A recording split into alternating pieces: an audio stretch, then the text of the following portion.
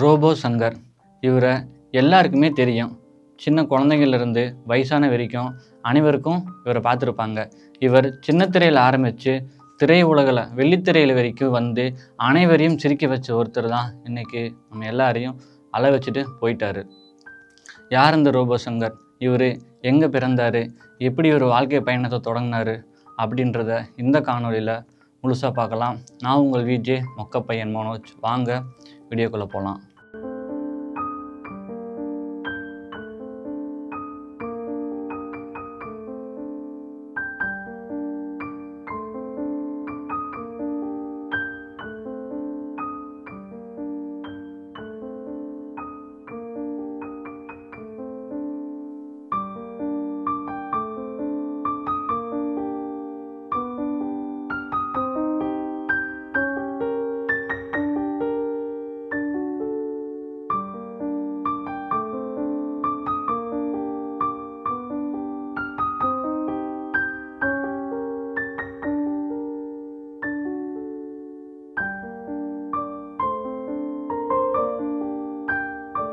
சிவகங்கை மாவட்டம் ஏரியூரை சேர்ந்தவர் தான் நமது ரோபோ சங்கர் அண்ணா. அவர் சின்ன வயசுல இருந்தே அதாவது பாடி பில்டிங் அது மேலே ரொம்ப அதீத காதல் இருந்திருக்கு. ஸோ அதனாலே அவர் மிஸ்டர் மதுரை பட்டம் 5 முறை வென்றிருக்காரு. இவர் சின்ன வயசுலேருந்தே கமல்ஹாசனை பார்த்து வளர்ந்தவர். ஸோ அவரை பார்க்கும்போதெல்லாம் இவருக்கு தனக்குள்ள நம்மளும் திரை உலகிற்கு போகணும் அப்படின்னு நிறையா கலைகளை வளர்த்துக்கிட்டாரு. அதில் முதற்படியாக நடனக்கலை, அதாவது ஊரில் நடக்கிற சின்ன சின்ன திருவிழாவில் பெரிய நடன கலைஞராக இருந்து வலம் வந்தார். அதுக்கப்புறம் திருவிழா மேடைகளில் கிடைக்கிற கேப்பில் என்னென்ன ஒர்க் கிடைக்குதோ இவர் கிடைக்கிற சின்ன சின்ன மேடையெல்லாம் ரொம்பவே பயன்படுத்திக்கிட்டாரு. தனக்குள்ள இருக்கிற திறமையை வளர்த்துக்கிட்டே இருந்தார் ஒவ்வொரு நாளும். அதாவது மிமிக்கிரி, எம்ஜிஆர், சிவாஜி, ரஜினி நிறைய பேர் பற்றி இவர் பேசிக்கிட்டே இருப்பார். அந்த திறமையெல்லாம் வளர்த்துக்கிட்டு ஒரு கட்டத்தில் 2022ஆம் ஆண்டு பிரியாங்கா அப்படிங்கிறவரை இவங்கள கல்யாணம் பண்ணிக்கிறாங்க. கல்யாணம் பண்ணதுக்கப்புறம் இவர் என்ன பண்ணுறாரு, ஜிம் ட்ரெயினராக போகிறாரு. ஜிம் ட்ரெயினராக போயிட்டும் ரொம்ப கஷ்டத்தில் கிடைக்கிற வேலைக்கெல்லாம் போயிட்டு இருந்தார். என்னென்ன வேலை கிடைக்குதோ அந்த வேலைக்கெல்லாம் போயிட்டு தன்னுடைய வாழ்க்கை பயணத்தை தொடங்கிட்டு இருந்தாங்க. அப்போது தான் ஒரு கட்டத்தில் தன்னோட மனைவி மூலியமாக அவங்க டிவிக்கு என்டர் ஆகிறாங்க. அதாவது சின்ன திரைக்கு என்டர் ஆகுறாங்க. தனியார் தொலைக்காட்சியில் கலக்க போவது யார் அப்படின்ற ஒரு ஷோ. அந்த ஷோ பார்த்திங்கன்னா அதுதான் முதல் எபிசோடு. அந்த முதல் எபிசோடில் அவர் பண்ணுறாரு. முதல் எபிசோடு அதுதான் அவரோட ஃபஸ்ட்டு ப்ரோக்ராமாக அதுதான் பண்ணுறாரு. அப்படி பண்ணும்போது அதில் ஒரு ஜூனியராக ஒரு ஆங்கராக இருந்தவங்க தான் நம்ம சிவகார்த்திகேயன் அண்ணா, சரிங்களா? அதுலேருந்து வாழ்க்கையை தொடங்கிட்டு அவர் நார்மலாக எல்லாரையும் பேசி சிரிக்க வைக்கிறதை விட இவருக்குள்ளே இருக்க இன்னொரு திறமை என்னன்னு பார்த்தீங்கன்னா பாடி லாங்குவேஜ். பாடி லாங்குவேஜ்லேயே மற்றவங்கள ரொம்ப அதிகமாக சிரிக்க வச்சுருக்காரு. இப்படி சிரிக்க வச்சுட்டு இருந்தவர் மற்றவங்க எல்லாம் பார்க்கும்போது பரவாயில்ல, இவருக்கு நல்ல திறமை இருக்குது, இவருக்கு நிறைய வாய்ப்பு கொடுக்கணும் அப்படின்னு சொல்லிட்டு முதலாக கோகுல், இன்னொன்று சொல்லணும் முக்கியமாக, இவரோட மிமிக்கிரி திறமை, மிமிக்கிரி ஆர்வம் அப்படின்றத பார்த்தீங்கன்னா சிவாஜி மாதிரி பேசுவார், ரஜினி மாதிரி, எம்ஜிஆர் மாதிரி நிறைய பேர் யார் மாதிரி வேணாலும் பேசட்டும். பட் இருந்தாலும் இவருக்குன்னு ஒரு தனி அடையாளம் கொடுத்தது அந்த கேப்டன் விஜயகாந்த் அவர்கள் வாய்ஸு தான். அந்த கேப்டன் விஜயகாந்த் அவர்கள் வாய்ஸு பேசினதுனால இவருக்கு பட்டி தொட்டி எங்கும் நல்ல ஒரு ரசிகர் பட்டாளமே வந்துச்சு. கேப்டன் ரசிகர்களும் இவர் ரசிகராக வந்தாங்க. இவர் பார்ப்பதற்கும் கேப்டன் போல் இருந்திருப்பார். அப்போது வாய்ஸ் அந்த மாதிரி இருக்கனால நல்ல ரசிகர்கள் வரவேற்பு இவருக்கு இருந்தது. இந்த திறமையாக இருக்கிறதுனால கோகுல் அப்படின்றவர் 2011 ரவுத்திரம் படத்தில் இவருக்கு ஒரு கேரக்டர் கொடுக்குறாங்க. அதில் நடிச்சிருக்காரு. அப்படி நடிக்கும்போது இவர் பார்த்திங்கன்னா ஒரு மிமிக்ரி கலைஞராக தான் இருந்திருக்காரு, ஓகேங்களா? அப்படி பண்ணிகிட்டு இருக்கும்போது அந்த படம் முடிஞ்சு எடிட்டிங்கெல்லாம் முடிஞ்சு வெளியே வரும்போது அந்த படத்தில் அவர் இல்லை, ஏன்னா எடிட்டிங்கில் தூக்கிட்டாங்க. அதற்கு பிறகு கோகுல் அப்படின்றவர் இவருக்கு பெரிய ஒரு சம்பவம் கொடுக்கணும், அதாவது பெரிய ஒரு வாய்ப்பு கொடுக்கணும் அப்படின்னு யோசிச்சு ரொம்ப நாள் கழித்து வந்த படம் தான் இதற்குத்தானே ஆசைப்பட்டாய் பாலகுமாரா. அந்த படத்துக்கு அப்புறம் அவர் தெரியாத ஆளே இல்லை, ரொம்பவே ஃபேமஸ் ஆகிட்டார். அவர் பார்த்திங்கன்னா இந்த திறமையில ஒவ்வொன்றா வளர்த்திட்டு ஒவ்வொரு படமாக, அதாவது சின்ன திரையிலிருந்து பெரிய திரைக்கு அப்படியே வளம் வந்துக்கிட்டே இருந்தார்.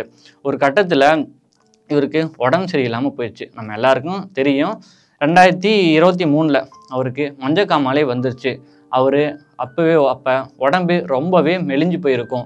அப்போ ரசிகர்கள் எல்லாம் பார்த்து அவர்கிட்ட கேட்டிருப்பாங்க, ஏன் இப்படி உடம்பு இப்படி மெலிஞ்சிருக்குன்னு சொல்லிட்டு ரொம்பவே வருத்தம் தெரிவித்தாங்க. இருந்தாலும் அவர் நிறையா ஒரு நிகழ்ச்சியில் அதாவது எல்லா நிகழ்ச்சியிலும் அவர் ஒன்று சொல்லியிருப்பார், குடி தான் என்னோடய உடம்பை ரொம்பவே அரிச்சிருச்சு அப்படின்னு ஓப்பனாகவும் மனப்பூர்வமாகவும் அப்படியே சொல்லியிருப்பார் அவர். அவர் சொன்னது உண்மை தான். இருந்தாலும் அதுலேருந்து நான் மீண்டு வந்துக்கிட்டு தான் இருக்கேன் அப்படின்னு சொல்லி அதுலேருந்து மீண்டு வந்தவர் மறுபடியும் ஒரு கம்பேக் கொடுத்து உடம்பு நல்லா தரமாக ரெடி பண்ணி மறுபடியும் சின்ன திரையாக இருக்கட்டும் பெரிய திரையாக இருக்கட்டும் எல்லாருக்கிட்டேயும் ரொம்ப நல்லாவே நடிப்பு திறமை காட்டி மறுபடியும் சிரிக்க வச்சு ஒரு கம்பேக் கொடுத்துருந்தாரு நம்ம ரோபோ சங்கர் அண்ணா. இவர் ஊரில் எல்லாம் பார்த்தீங்கன்னா சின்ன சின்ன வேடங்கள் பண்ணிகிட்டு இருப்பாருன்னு சொன்னால அந்த மிமிக்ரி எல்லாம் பண்ணிகிட்டு இருக்கும்போது இவருக்கு எப்படி ரோபோ சங்கர் அப்படின்னு பேர் வந்துச்சு அப்படின்னா, நிறையா மேடைகளில் இவர் ஜிம்பாயாக இருக்கார்ல, நிறையா மேடைகளில் உடம்பு ஃபுல்லாக பெயிண்ட் ஊற்றிக்குவார். அந்த பெயிண்டை ஊற்றி ரோபோ மாதிரியே தன்னை ஒரு ரோபோ அப்படின்ற கருதி ரோபோ மாதிரியே பண்ணி அனைவரையும் மக்கள் மனசை கவர்ந்தார். ஸோ அங்கேருந்து ஆரம்பித்தது தான் இந்த ரோபோ சங்கர் அந்த பேர். சாதாரண சங்கராக இருந்தவர் ரோபோ சங்கராக மாறி இப்போ வரைக்கும் பெரிய அடையாளமாக கொடுத்துட்ருக்கு. அவர் நிறைய முன்னணி நடிகர்களோட நடிச்சிருக்காரு. தனுஷ், விஜய், நிறையா படங்கள், ஏகப்பட்ட படங்கள் சொல்லிக்கிட்டே போய்கிட்டே இருக்கலாம். அதில் மாரி படத்தெல்லாம் அவர் பண்ணுற காமெடி இருக்குது, அதெல்லாம் சொல்லணும்னு இல்லை, அந்த அளவுக்கு இருக்கும். இதற்குத்தானே ஆசைப்பட்டாய் பாலகுமாரா அந்த படத்தில் ஒரு காமெடி ஒன்று பண்ணியிருப்பாருங்க.